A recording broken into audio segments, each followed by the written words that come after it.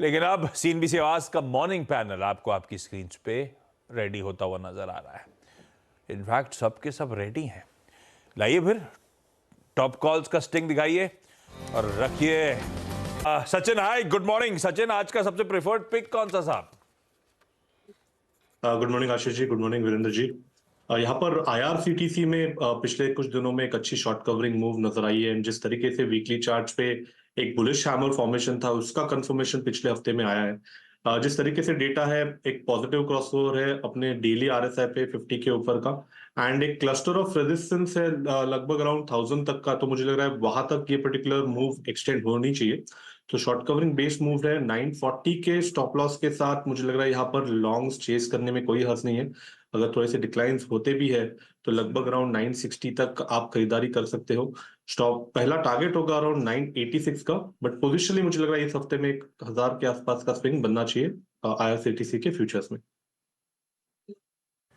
जी हम आईआरसीटीसी में याद रखिएगा, इसमें शुक्रवार को बहुत सी शॉर्ट कवरिंग विजिबल थी। हमने आई थिंक दूसरा या तीसरा ट्रेड सुबह सुबह यही पिक किया था आईआरसीटीसी डे हाई पर। दो ट्रेड सीएनबीसी आवाज के काफ़ी अच्छे थे।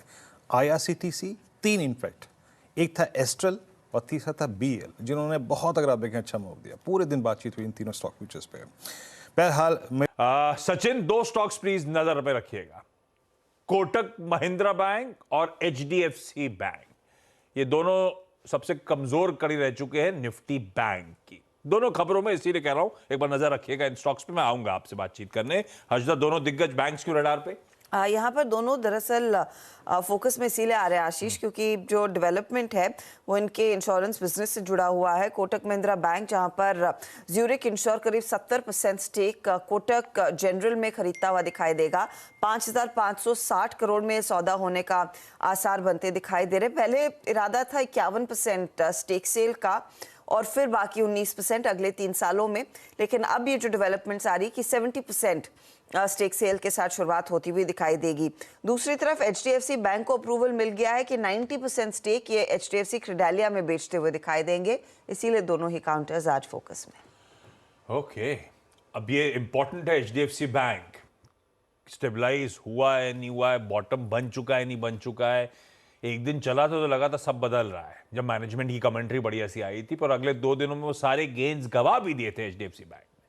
सत्यन, एचडीएफसी बैंक कैसा प्लेस्ड? और एक रैंक अंडर परफॉर्मर दूसरा कोटक महिंद्रा बैंक। खबर अच्छी है, कोई खरीदना चाहता था 70% स्टेक स्टैगर्ड वे में, अब अपफ्रंट खरीदना चाहता है तो सारा पैसा एक मुश्त आएगा। और टर्म्स उस डील के कोई कॉन्टोर्स बदल नहीं रहे, बस बदल ये रहा है कि 51 और 19% पहले खरीदना था, अब एक साथ एक मुश्त 70% खरीद लिया जाएगा इसके जनरल इंश्योरेंस आर्म का। खबर अच्छी है। कैसे देख रहे हो आप इन दोनों स्टॉक्स को? कोई दमखम है किसी में क्या? देखिए, अगर दोनों का प्राइस एक्शन देखें स्पेशली वीकली चार्ट्स पे, तो काफी सिमिलैरिटीज थी। इवन कोटक महिंद्रा बैंक में भी जिस तरीके से एक बिकवाली की ट्रेंड रही है 1900 लेवल से, एक लो टॉप लो बॉटम सीक्वेंस यहाँ पर काफी डोमिनेंट रहा है। बट इमीडिएट बेसिस पे डेटा अगर देखें तो 1700 के आसपास एक अच्छा सपोर्ट बेस इसने वैलिडेट किया था। एंड प्लस इसका जो 200 वीकली एक्सपोनेंशियल मूविंग एवरेज भी प्लेस्ड है वो 1720 के आसपास है। तो मुझे लग रहा है कहीं जाकर ये संकेत काफी अच्छे हैं। एक स्टेबल मूव यहाँ से नजर आ सकती है। एंड प्रोबेबली ट्रेंड चेंज एक ब्रेकआउट के बाद नजर आना चाहिए 1760 के ऊपर। तो मुझे लग रहा है यहाँ पर खरीदारी करने में कोई हर्ज नहीं है। लॉन्ग टर्म के लिहाज से एक काफी इंपॉर्टेंट सपोर्ट क्लस्टर है। सो यहाँ पर कोटक महिंद्रा बैंक में जरूर खरीदारी की जा सकती है। मोमेंटम के लिहाज से मुझे लग रहा है 1760 के ऊपर ही मोमेंटम को चेस करना चाहिए। बट पोर्टफोलियो के लिहाज से 1720 एक अच्छा अक्यूमुलेशन जोन बन सकता है। जहां तक एचडीएफसी बैंक का सवाल है, पिछले हफ्ते में यहाँ पर एक काफी अच्छा बुलिश हैमर फॉर्मेशन नजर आया था। बट जिस तरीके से एक पैटर्न की कंफर्मेशन की जरूरत है, वो पर्टिकुलर कंफर्मेशन यहाँ पर अभी तक हुई नहीं है। सो इमीडिएट बेसिस पे मुझे लग रहा है 1460 1450 के आसपास का सप्लाई क्लस्टर बरकरार रहना चाहिए। एंड नीचे मुझे लग रहा है 1400 के आसपास का एक सपोर्ट है। आई थिंक यहाँ पर थोड़ा सा रेंज बाउंड रह सकता है। यहाँ पर खरीदारी इमीडिएटली करने की सलाह नहीं होगी। बट कोटक महिंद्रा बैंक में 1700 के आसपास अच्छा डिपेंडेबल सपोर्ट है। थोड़े से लॉन्ग कमिटमेंट लिए जा सकते हैं। कोटक ज्यादा बेहतर प्लेस्ड, खरीदारी करने का मन बन रहा है इन दोनों दिग्गज प्राइवेट बैंक्स में से तो किसी में बनना है तो वो कोटक महिंद्रा बैंक, इसमें खरीदारी करें।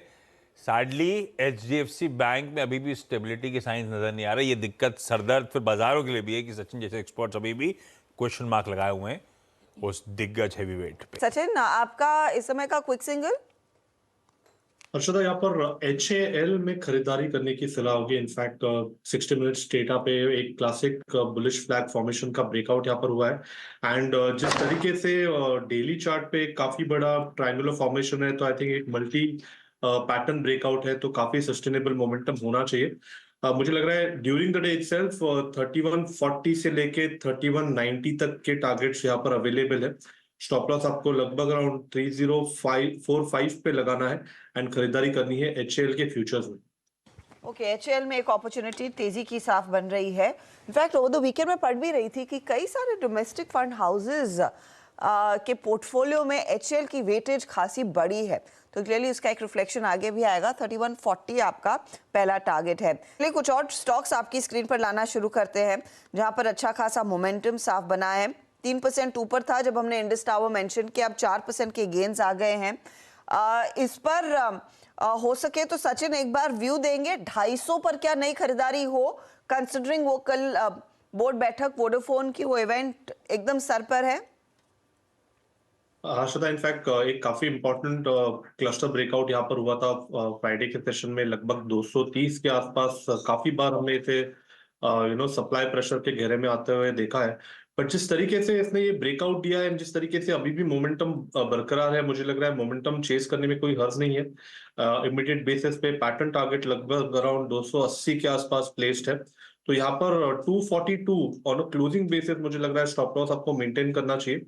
एंड लगभग जो रिव्यू जोन है वो 280 के पास प्लेस्ड है, तो I think reward to this opportunity भी काफी ब्राइट है, तो यहाँ पर मोमेंटम चेस करने में कोई हर्ज नहीं है। मोमेंटम चेस किया जा सकता है। इंडस टावर ये ज्यादा सेफ रहेगा अगर आप वोडाफोन में ट्रेड लेना चाहते हैं, ज्यादा बेहतर है इंडस टावर में, क्योंकि अगर वोडाफोन वो फंड रेज करता है वो इंडस टावर के लिए भी बेनिफिशियल रहेगा, क्योंकि वो काफी ज्यादा पैसा ओ करते हैं वैसे भी इंडस टावर का। तो 280 का टारगेट यहाँ पर जैसे कुछ ब्रोकरेज रिपोर्ट्स भी कह रहे थे तब तक आ सकता है। इन ट्रेड्स पर आए उससे पहले एक बार IRCTC स्क्रीन पर रखिएगा। 981 का लेवल इस समय आपको स्क्रीन पर दिखाई दे रहा है। ये इनफैक्ट कैश में तो 983 पर है, कैश में 1027 का हाई छू चुका है और फ्यूचर्स में 984 के आसपास। अब 986 मुझे याद है ये सचिदानंद का टारगेट था। सचिन उसी रेंज की तरफ तेजी से बढ़ रहा है, इनफैक्ट कैश में तो उसके ऊपर निकल चुका है। इस ट्रेड में अब अगला पड़ाव 1000 का जल्द आएगा। जी हर्षदा, इनफैक्ट जिस तरीके से ये क्लस्टर ऑफ रेजिस्टेंस है अराउंड 1000 के आसपास का, मुझे लग रहा है वो पर्टिकुलर लेवल भी एक बार छू लेना चाहिए। एक अच्छा inverse head and shoulder formation है 60 मिनट्स चार्ट पे, जिसकी नेकलाइन लगभग अराउंड 970 के आसपास प्लेस थी, एंड इसीलिए वो कन्विक्शन हाई था कि 986 का लेवल आज के सत्र में नजर आना चाहिए। तो मुझे लग रहा है यहाँ पर अभी भी मोमेंटम चेस करने में कोई हर्ज नहीं है। एक ट्रेलिंग स्टॉप लॉस मैकेनिज्म से पोजीशन होल्ड की जा सकती है, तो 970 का जो ब्रेकआउट पॉइंट था, सो प्रॉब्ली 968 के स्टॉप लॉस के साथ अभी भी बने रहने की सलाह होगी। पोजिशनली मुझे लग रहा है 1 से 2 दिनों में 1000 के आसपास का स्विंग फ्यूचर्स में भी नजर आना चाहिए। ओके, इस बीच आज 4 का चौका लेना शुरू करते हैं। सचिन आप बताइए क्या है सस्ता ऑप्शन? अच्छा, मुझे लग रहा है यहाँ पर LIC हाउसिंग फाइनेंस पे ध्यान देना है। इनफैक्ट काफी दिनों से एक सबड्यूड एक्शन इस पर्टिकुलर स्टॉक में नजर आई है। वीकली चार्ट्स पे अगर हम पैटर्न देखें तो एक क्लासिक बुलिश पेनेंट फॉर्मेशन है। अपने 5 वीक एक्सपोनेंशियल मूविंग एवरेज को इसने अच्छी तरह रिस्पेक्ट दिया है on the lower side, and जिस तरीके से डेटा है, मुझे लग रहा है ये स्टॉक थोड़ा सा भी शॉर्ट कवरिंग के घेरे में आ गया तो एक काफी बड़ी उछाल इस पर्टिकुलर स्टॉक में अनलॉक होनी चाहिए। तो एक कंप्रेस जोन में है, तो यहाँ पर खरीदारी करनी है 650 का कॉल ऑप्शन अगले सीरीज का, जो लगभग अराउंड 29 के आसपास फिलहाल ट्रेंड हो रहा है। स्टॉप लॉस आपको 24 पे लगाना है, एंड मुझे लग रहा है 1 से 2 दिनों में लगभग अराउंड 40 से लेके 46 के आसपास के स्विंग्स बन सकते हैं, तो खरीदारी करनी है LIC हाउसिंग का 650 का कॉल ऑप्शन मार्च सीरीज का। ओके, LIC हाउसिंग फाइनेंस पर कुछ देर पहले भी हम चर्चा कर रहे थे। एक अपॉर्चुनिटी तेजी की है, 650 का कॉल लेंगे। 2985 पर ये आप खरीदे, 40 के ऊपर जाने की पूरी क्षमता रख रहा है। That's 10 day exponential moving average. सुबह बेस वन क्या था स्क्रीन पे रखिएगा, बेस वन दैट्स 46681 और 46531 एग्जैक्टली उस जोन में गया, डिप लगाया, 10 डे की ट्रैजेक्टरी को छुआ, अब डे हाई पर। अब मैं इस वक्त इसको डिस्कस जानते हैं क्यों कर रहा हूं? इसलिए कर रहा हूं क्योंकि एक स्टॉक आज अपनी भूमिका पूरी निभा रहा है और वो है HDFC बैंक। रखिएगा स्क्रीन पे, एक बार HDFC बैंक पे बात करते हैं। इट्स 1425।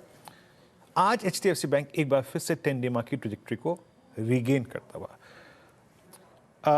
सचिन, ये बहुत अर्ली कॉल है, बट स्टिल मैं आई थिंक यहाँ पे बातचीत करना चाहूंगा HDFC बैंक पे। Again regaining 10 day exponential moving average. आपका व्यू इस वक्त HDFC बैंक पे क्या है?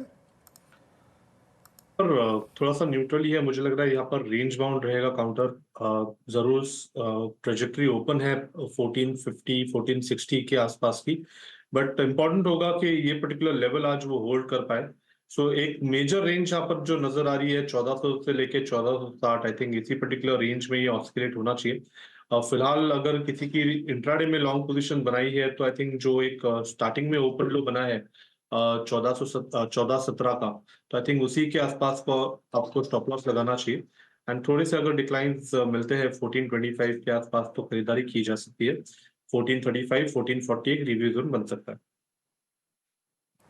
जी, HDFC बैंक पे आपका ये व्यू। इस बीच मैं पहले काम करता हूँ, इस आकलन पे आऊंगा, उससे पहले एक बार सचिन के पास चलते हैं। सचिन, कोई कॉल है आपके पास?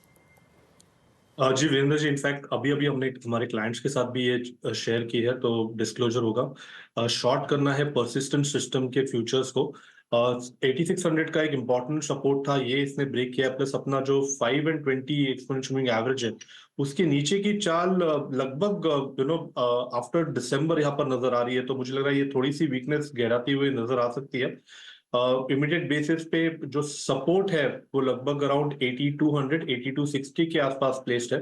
तो फ्रेश शॉर्ट पोजीशंस ऐड करने की सलाह होगी 8560 के स्टॉप लॉस के साथ परसिस्टेंस के फ्यूचर्स में। जी हाँ, परसिस्टेंट पे सेल कॉल आ रही है। और देखिए, मैं ये कहता ना, out of control, slightly out of control, क्योंकि ये पूरा निफ्टी आईटी का मूव शुरू हुआ था नवंबर 2023 में। अगले आधे घंटे और तो आशीष बहेती और राजेश सातपुते से गुजारिश है कि वो आप हमारे साथ बने रहेंगे। बाकी सभी जानकारों का बहुत बहुत शुक्रिया हमारे लिए समय निकालने के लिए। काबा साहब, मानस, चंदन और साथ ही साथ हेमांग और सचिन, शुक्रिया हमारे लिए समय बनाने के लिए। तो ट्रांजिशन करते हैं अब 10 के दमदार ट्रेड्स की तरफ।